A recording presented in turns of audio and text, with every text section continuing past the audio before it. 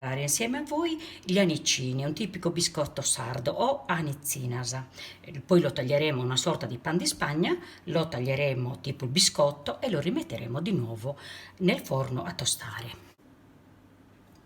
Ci serviranno 8 uova, 400 g di zucchero, 300 g di farina, di cui 200 farina 00 e 100 g di fecola di patate, mi piace un po' più leggera, e mezzo lievito per dolci che io ho già tutto setacciato in mezzo. Poi un po' di liquore a piacere, io ho messo un po' di sambuca, un limone grattugiato bello e poi certamente non può mancare l'anice, certo una parte di anice sui 15 grammi, ma questo lo fate secondo i vostri gusti, che ho tostato nel forno e macinato, ridotto in polvere, e poi mi piace anche averne in mezzo un po' così grezzo di anice.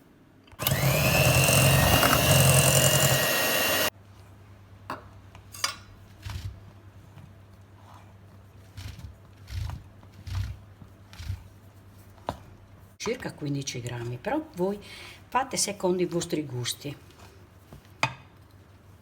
Però l'anice non deve mancare in questo biscotto. Giratelo bene, incorporatelo bene. Mi sa che tutto non lo metto. Metto anche un po' di semi di anice, come vi ho detto prima, così grezzi. È bello trovarseli e mezzo, tanto non sono grandi. Eccola. La mettiamo in forno già in temperatura 160-170 gradi, dipende dal vostro forno, per circa 35 minuti.